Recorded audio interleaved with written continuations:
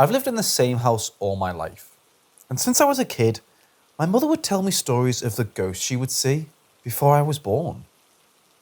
Her and my aunts have both seen a face in windows, both describing an elderly gentleman with a top hat. The face that they saw was never malicious or menacing, but just someone watching. After looking through several family photo albums, they saw a picture of my great-grandfather and it was the face they kept seeing.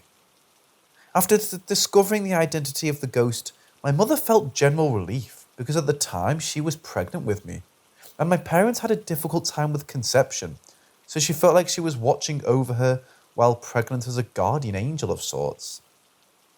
One night, she woke up to see a figure in the doorway to her room. Instead of the immediate terror a person would normally experience, she felt calm. Even when the figure walked closer and closer to the bed, finally sitting next to my sleeping father in the bed, the figure promptly vanished. After that night, they never saw him again.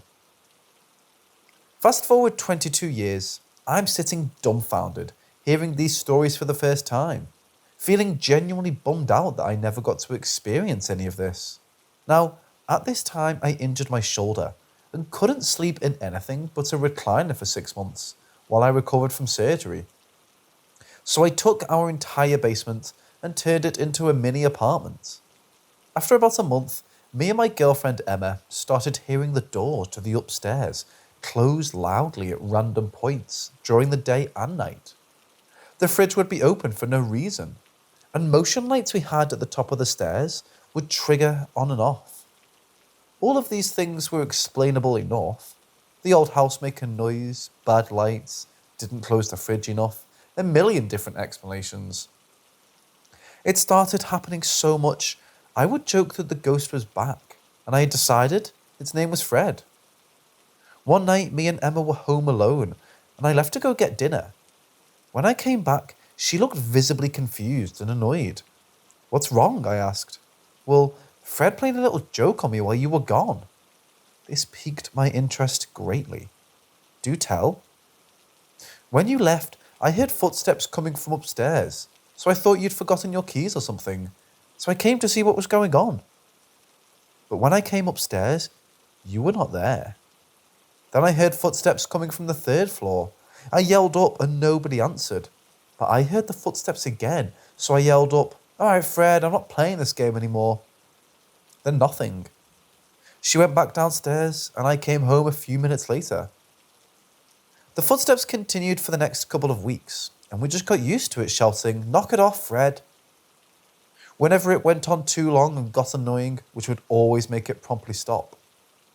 Till one night, around 2 a.m, we had a couple of friends over, and from upstairs, we heard a very loud bang. Now, my parents both have very bad knees, so immediately, me and Emma rush upstairs thinking one of them had just fallen down the stairs or something. But the main floor was dark, with nothing out of place. 'Mom?' I tentatively called out, and from the 3rd floor, both my parents yelled down asking what happened. They had been in bed for the last hour, and heard the crash and thought we or one of our friends had drunkenly knocked something over. Keep in mind, none of us had been drinking at all. After verifying that my parents were okay and nothing was out of place, we both made sighs of relief. I have to pee. Emma ran to the bathroom. "Babe, get in here now." I ran in to see what was wrong, and boy had Fred struck. Laying in front of the toilet was the mirror normally mounted on the wall above the toilet, face down but unbroken. This was not possible. The mirror easily weighed 20 pounds. The frame was made from old logs chopped in half. This mirror was big enough that it would have broken the toilet, let alone not have the glass shatter. And even stranger, on top of the toilet, there were little knickknacks, all of which were undisturbed. Again, completely impossible. My brain launched directly into problem-solving mode. How could this happen? I checked the nail on the wall. Solid, did not budge an inch. Checked the back of the mirror, just as solid. I remounted the mirror, waiting a few seconds to make sure it didn't fall. It didn't. I tried to recreate in my head how this could have happened, but the only conclusion I could reach is that someone took the mirror off the wall, held it a few inches off the ground, and dropped it. High enough to make a big bang, but not high enough to break it.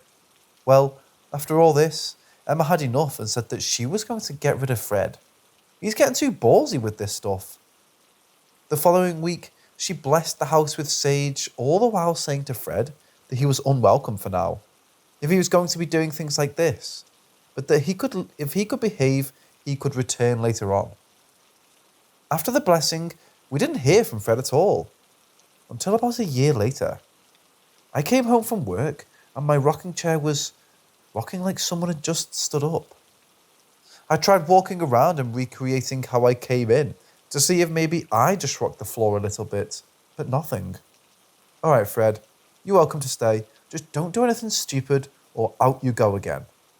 So far, nothing since the chair has happened, but who knows what Fred has planned to make sure we all know he's there.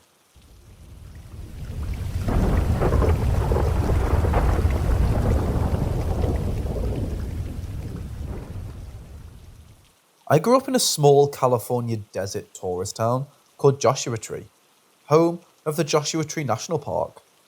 Those of us that are older called it the Monument, as it was before National Parkdom.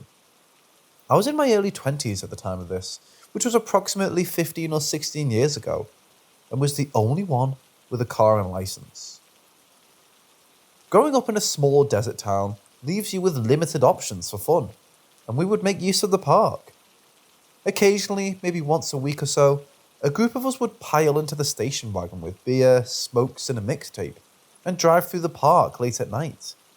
An empty road, so dark and quiet other than the loud group of guys in a red Mercury driving fast from one entrance to another. Hours would go by each time as we drove the long, desolate road and stopped at various rocks we liked to climb. I can't overstate how desolate it was. How alone. No other cars, no lights. Except the occasional lonely unmanned roadwork sign, when warranted. Hell, that was exactly what we thought it was. This trip started like any other, except maybe more of us than usual. Crammed in that car, windows down as I chain smoked and drove a good 20 miles an hour over the speed limit. Gravel spitting up as we had a good time. Shortly into the trip, I saw a light. A blue light. Possibly, and it was, miles and miles ahead. That's the thing about dark. Light is free to shine for miles. I remember saying something about having to slow down at some point ahead. There must be some road construction left by itself up ahead. Had to be a sign. The light hadn't moved. We continued for a few miles to one of our favourite stops and got out. We climbed for a while, maybe 45 minutes or so. Drank a little, joked, the norm. Then we piled back in and continued. Let me be clear, this light never moved, and we had already been about an hour into our adventure. Why would the sign have a blue light? As we approached the light, I started to slow, and slowed more and more as we approached the source. It wasn't a sign, it wasn't a car, it wasn't a UFO. Standing on the side of the road, facing towards us unmoving for over an hour at this point, was a man. A pale white man, white beard, dirty old miner clothing with an old mining helmet and a pickaxe. Period appropriate for a time long before the park was anything other than desert, with some lovely mines. His light gave off an unnatural and bright blue light. His face was blank, but he stared at us, directly at all of us. We sped up, and as we drove by faster, his head turned to keep pace with us as we left. His light was visible, unmoving once again, facing us the entire trip out. Once again, it never flickered or moved. He wasn't translucent, but the saying as white as a ghost applied to everything about him other than his clothes, pickaxe, and light. I remember looking at the car clock shortly after passing him. It was damn nearly exactly 1 a.m. when we passed. We never saw a car, hell, a horse, any way for this old sickly pale miner to get into the park. nor any reason for him to leave. Any means of transportation would have been visible if nearby. Worst of all, we estimated that this miner had to have been standing there facing us for at least an hour and half never moving. The eeriest part by far was how still he had been the whole time, waiting, perhaps, to see us. Not once did that light flicker as if he looked down for a moment or turned his head. He just stood there staring down the road at a car full of dumbasses.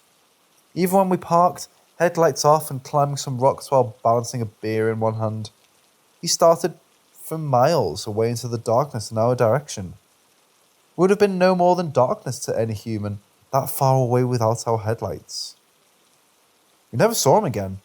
However, a few years ago, I decided to check out to see if anyone had experienced the same. I found one story of a couple that saw him near the park we did.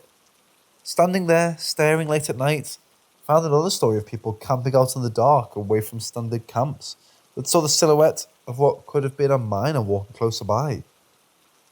As I wished we would have stopped. Even if it would have been the most horrifying ever. I wish we would have stopped because I honestly believed there was a ghost of a dead miner out in that park, and I would know for sure today. Plenty of unexplained things in my life, but the visage of that miner still fresh to today. If anyone ever wants to test their luck, both on seeing the miner and seeing what he may be doing, take a trip through Joshua Tree National Park in Southern California late at night or early in the morning. You'll probably be alone on that road without cell reception, so be smarter than us and don't take the risks we did. Make sure to slow down your approach, return for Keys View, which is where we saw him and where the other story of him was. Look for a blue ghostly light during your trip.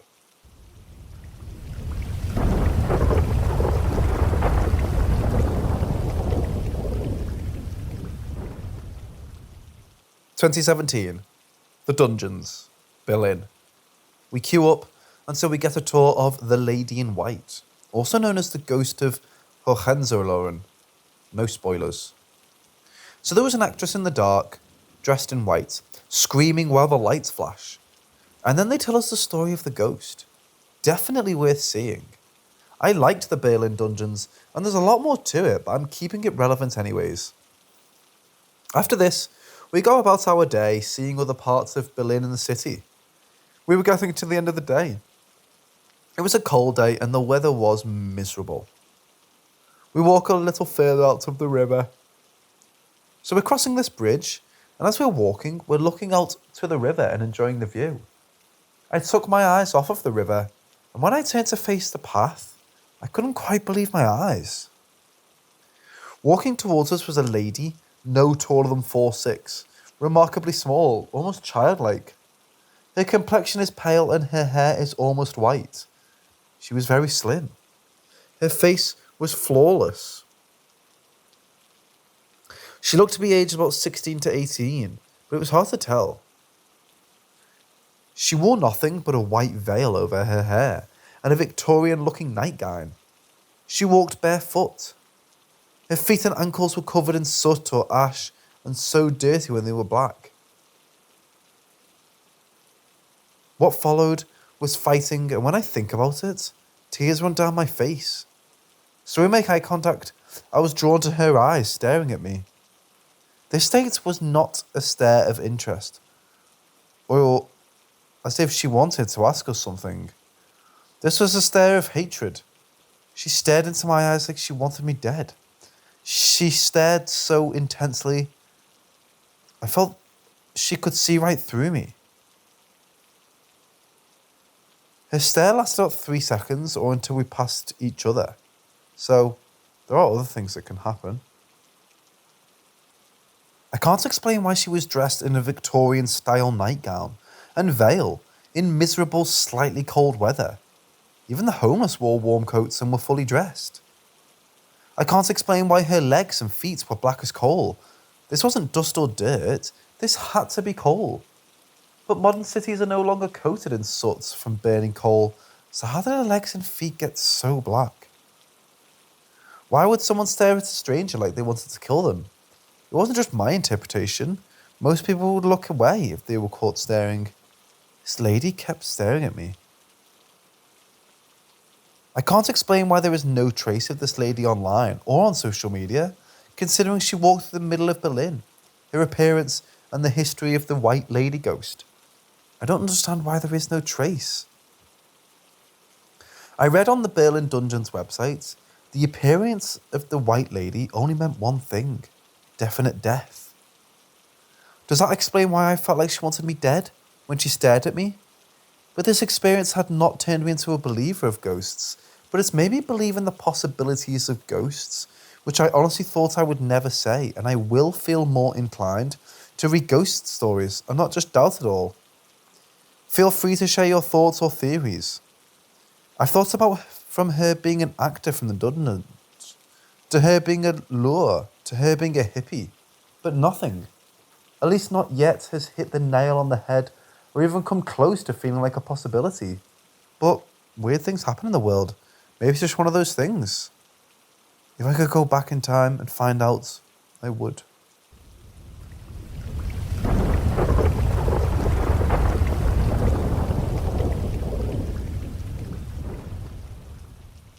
That was until the night of the 23rd of December.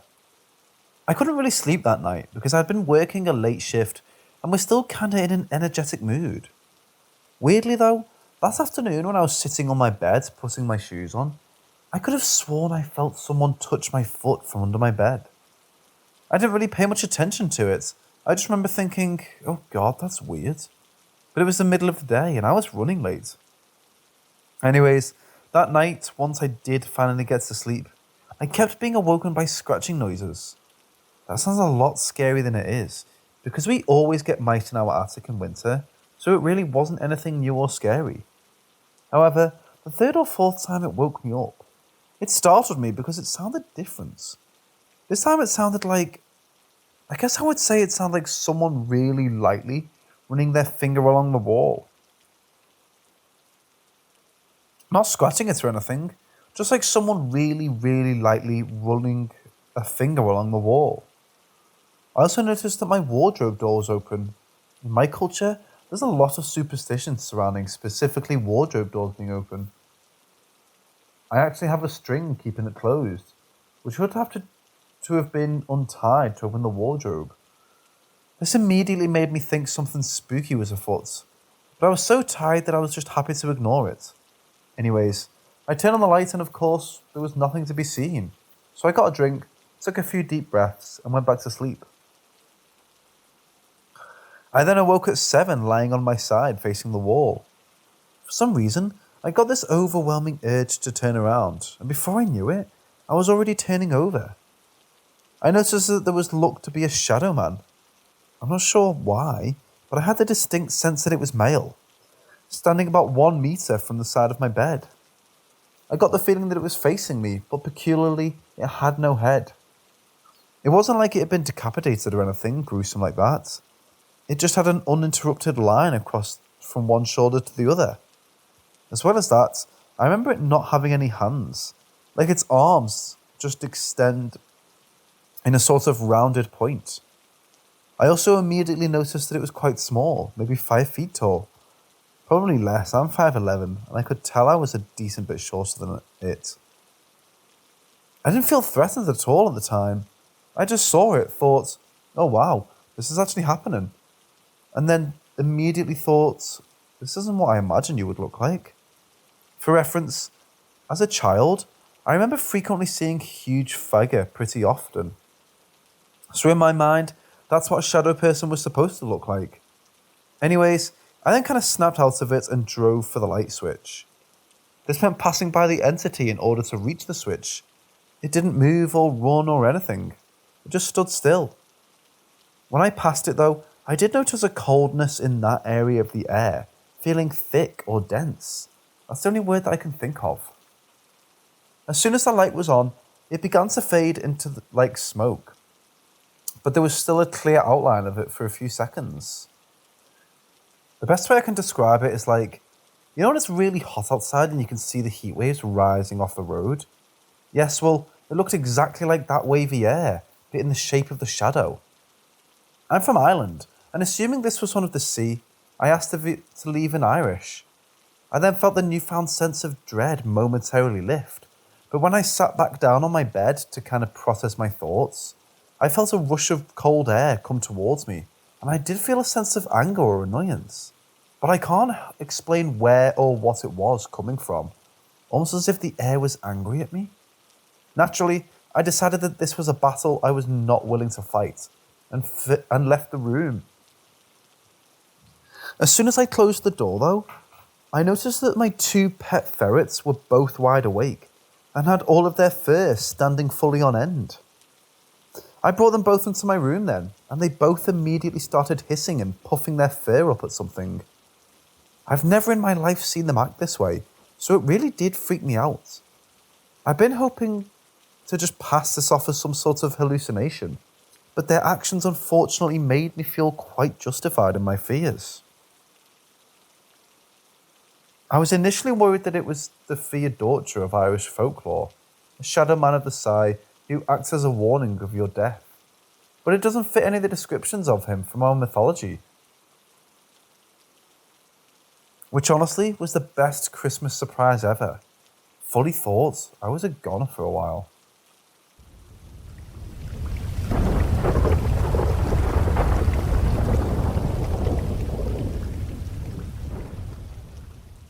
About 3 years after my mum had to put our dog to sleep, due to rapidly worsening illness he had, she always felt like he was hanging around.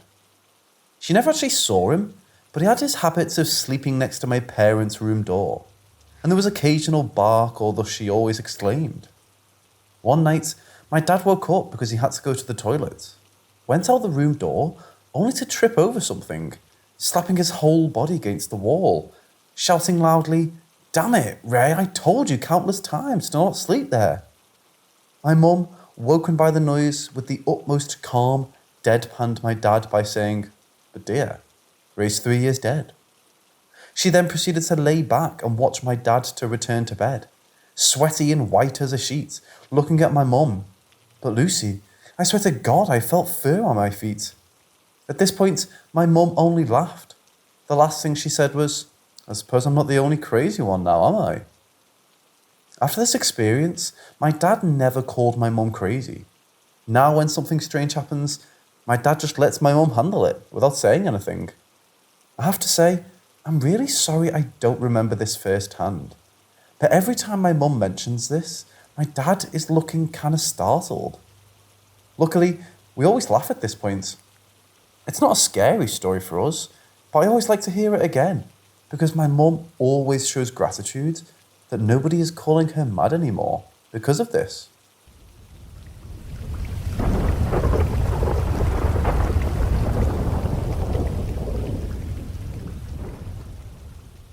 When I was younger, I had a black German Shepherd named Benjamin, Ben for short. He was the most loyal and friendly dog, but had big scary performances whenever there was wind crying through cracks or fireworks were cracking outside. We lived at the time in a block of flat on the 10th floor, all solid panels, so not much noise from neighbours could be heard. This story happened 7 years ago at a New Year's celebration, half a year after our dog Ben passed away. Everything was normal.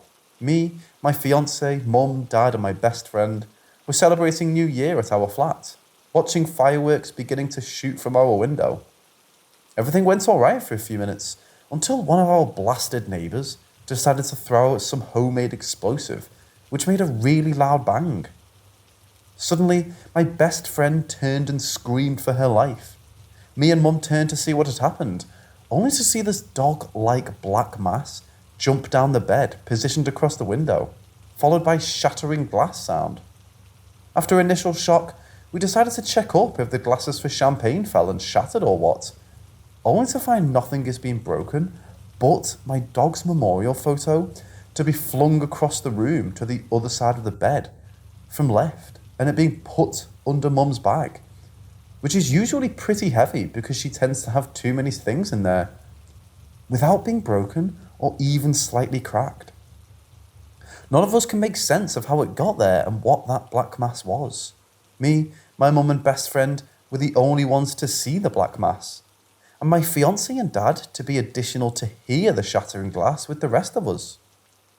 After a few minutes of trying to rationalise what had happened, Mum weighs it off as it was probably just Benjamin being scared of the loud firework.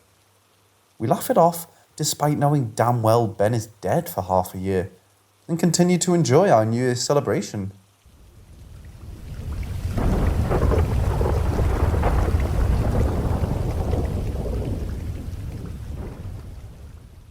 Logan is her ex-boyfriend, then boyfriend at the time. Ronnie is her ex-boyfriend's friend and old roommate. Kaylee is Ronnie's ex-girlfriend. Margaret and Cleo are her old cats. Tell me about your scariest experience at Silver Creek. The scariest? So, the scariest thing was one morning I woke up and it was like 3 a.m, because that was when Logan would be working. So I was home alone and I went down to the kitchen. And that's where a lot of energy was from, because remember, like, that basement? So it was around that area, so I was chilling, making coffee, and I felt this unexplainable touch on my shoulder. So I turned around so fast, because I thought something grabbed my shoulder, and there was no one there. So I grabbed my bong and ran out the door. One time, Ronnie, who used to live there, woke up in the middle of the night and heard old music playing down in the living room, and the music stopped playing when he went downstairs. Logan and Ronnie never believed that much until Ronnie experienced that, because Ronnie's girlfriend got too scared to go in the bathroom alone or be in the house alone. We'd be upstairs on the main floor, and then the dirt bike got kicked over and there was glass and nails, so I started to search. And I found this old dream catcher that gave off so much negative energy, which is so weird for a dream catcher. And then I saged the house before the dream catcher, because I was like, the fuck? And things stopped happening for a month. And then things started happening again, so I spoke out. It's okay, whoever you are, just stop scaring me. Because the music, lights go off, crashing of glass, things being thrown and stuff, the doors slamming, children writing, were all scaring me. They were scribbles of children's drawings along the kitchen. Down the road, there was a triple murder-suicide house. There's not much to tell, but the main story was that the kid killed the mom and the dad and then him killed himself. But then it was the dad who killed the kid and the mom himself. So it's undetermined. But sometimes if you pass that house, you can see a white face in the window staring at you. So I'd be chilling and Margaret and Cleo didn't get along that well. And I'd wake up in the middle of the night and they'd be standing by side, staring at the same thing and following something with their eyes, and always acting weird and scared, like they were hypnotized. So one night we felt like Ronnie was in his room, and he was really depressed from his breakup, and he was standing at the foot of his bed with a loaded shotgun. And he wouldn't listen to me and Logan. Had to shake him to wake him out of it, and he realized he was holding a fully loaded shotgun. He didn't know what came over him and didn't remember, but he said he was trying to kill himself. In Ronnie's room, it was really weird, and there was a chimney in the closet with cobwebs on it, and it led up to the top of the house. After Ronnie moved out, we kept everything in his room. He just had a shotgun and an old bed, and I heard things moving up in his room, and the shotgun was moved from his old mattress to leaning against the chimney. The bottles in the basement would be thrown against the wall, and there were always dead rodents and frogs in the basement, and they would always be found dead right at the edge of the basement stairs. One time, I was in the living room watching a show. I didn't even feel safe when there was sunlight or when there was daytime at all. It was a constant negative, weird energy. One day, I was really sick and I had a cold, and I thought I could hear something talking to me. And I turned around really fast, and it was like a big gust of wind blew through the house. I got so scared I called Ronnie, and I said, "When are you coming home? I'm so scared right now." And I'd always hide out in the truck because I didn't want to be alone. And also one time, Kaylee, Ronnie's ex, said that Ronnie went downstairs and she heard someone tapping at the bedroom door, and she heard whispering sounds of someone imitating his voice, and it wasn't even him. It was like a shapeshifter kind of thing, a skinwalker. I always found fairy rings out in the yard, and maybe they weren't fairy rings. It could be something else pretending to be. I had the constant fear of knowing you're being watched, and it was true.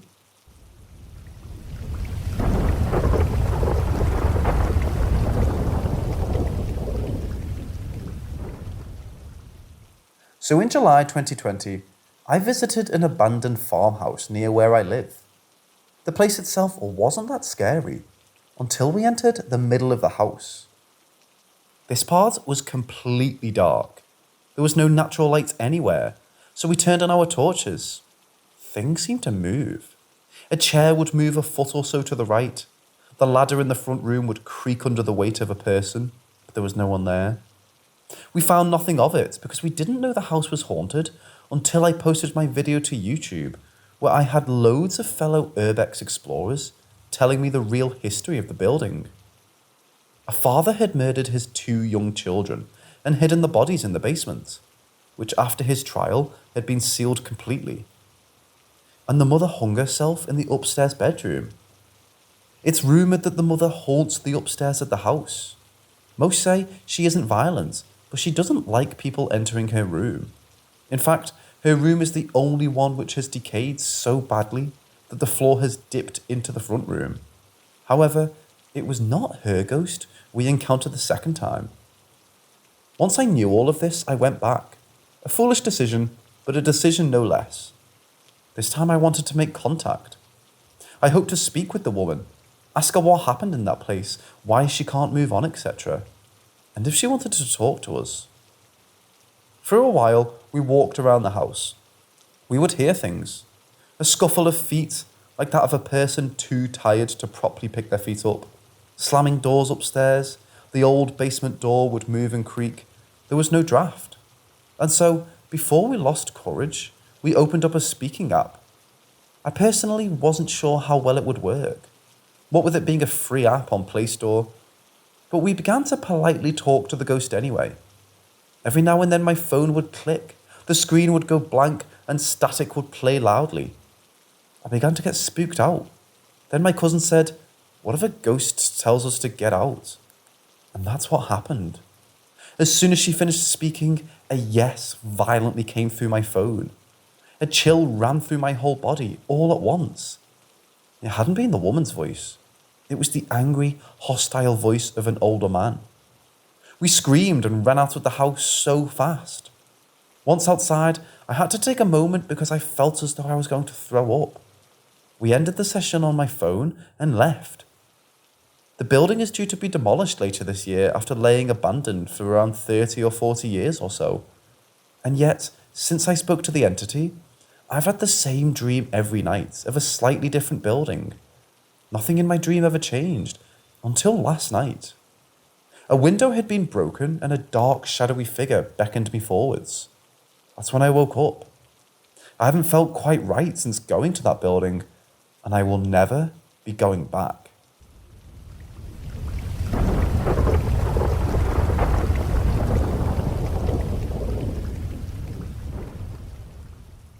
My oldest brother grew up in Sierra Vista in the 1980s.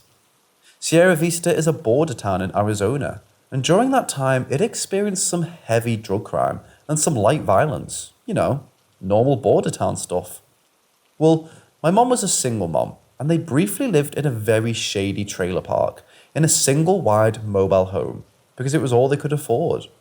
Trailers were run down, things weren't meeting codes, and you didn't have to pass a background check, so many of her neighbours were criminals. There was a drug dealer and his girlfriend living across from them who was pretty abusive. You would hear them fight and she would leave, and he would hunt her down and bring her back. The girlfriend's death was played off as a suicide, but it was widely believed that he had murdered her just to give you a better image of what type of place it was. Soon after moving in, my mom woke up in the middle of the night to my brother chit-chatting. He was sitting cross-legged on the middle kitchen floor in the dark. My mom stood there for a moment, listening to him, giggling and talking before saying his name. "Jimmy, what you doing? Who are you talking to?" "My friend. Talking to my friend." "Who is your friend?" "The man." The man? What's the man's name? I don't know. You don't know? He lives under the ground. The man who lives under the ground. My mom scooped him up and took him back to bed in her room because it freaked her out. This went on for a few weeks. She'd wake up to him sitting in the kitchen in the middle of the night, and eventually he started going onto the porch talking to the man. He would just sit there talking as if someone was actually there. One day he comes crying to my mom. He's scaring me. I don't like him anymore. I don't want to talk to him anymore. Don't like who? The man who lives under the ground. And like that, almost every night, he became absolutely terrified of him. He wouldn't walk to the bathroom by himself because he had to pass the kitchen, and he definitely didn't go into the kitchen at night anymore. This is particularly abnormal because, as far as I know, children don't get scared of their imaginary friends because they make them up themselves. They are who they want them to be. My family has two theories about this whole experience. Theory 1 is that the man who lived under the ground was a spirit of someone who was murdered and buried under the kitchen. Theory 2 is that there was actually a man living under the trailer and speaking to him through the vents. I don't know which one is more terrifying. My mom and my brother promptly moved out, and he never had the experience again. He's 35 years old now, and only remembers talking to a shadow.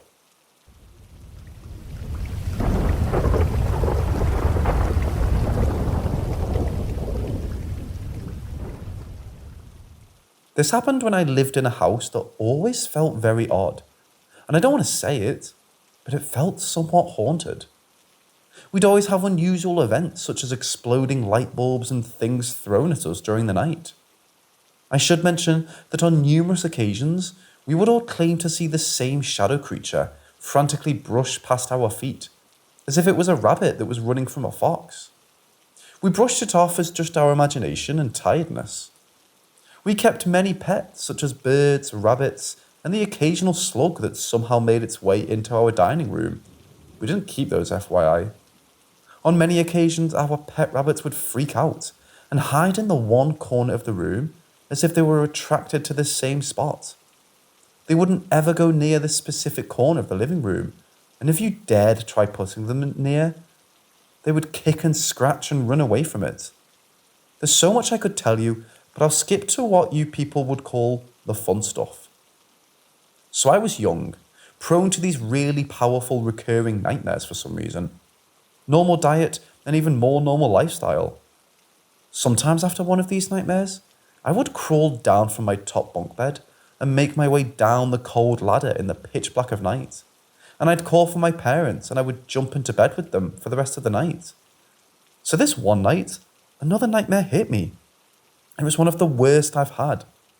I jump into my parents' bed with them, who by the way are both facing the same direction, towards my right. I'm on the far left side of the bed, facing left. After at least 15 minutes of staring into the void of the darkness, my eyes had started to adjust. I could make out the shapes of my mother's wardrobe and my father's football gear. He was a football coach, not a player. At some point, I must have opened my eyes after nearly falling asleep. Kind of like when you have that hypnic jerk just as you're about to fall asleep, but you have that crazy fast panic attack and you inhale. I hope you know what I mean. So I opened my eyes, and after a minute or so of regaining my bearings, I caught a glimpse of a moving pattern. This really freaked me out. It didn't have any distinctive features, except that it almost looked like it had tentacles, like an octopus. It sounds ridiculous, I know. As soon as I saw this weird thing, I pulled the duvet over my head and faced my parents' direction. Now listen carefully here, because this is the best part. The position I was laying in was like a curled up on my side kind of position, with my left arm under my pillow and my right arm down between my thighs. Somebody or something grabbed my hand, which was under the pillow, and gripped it very tight. Almost like that grip your uncles give you when you haven't seen them in ages. I yanked my hand several times until it gave way, and I called for my parents to wake up, because obviously at this point I was terrified. It wasn't my father's hand, and he was the parent closest to me. He couldn't have reached from his position facing right all the way to my hand, considering whatever grabbed my hand came from the edge of the bed behind me. Hopefully, this isn't too confusing so far. Boom! The light bulb at the top of our staircase blows up. Glass everywhere. My brothers get their phones out and switch all the lights on, confused when the one bulb doesn't turn on. My parents already have the lamp on by this point, and there's nobody or nothing in the room with us.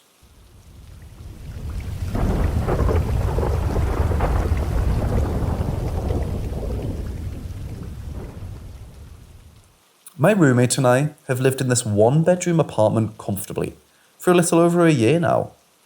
When we first moved in, it was owned by some lady who was scared of it burning down.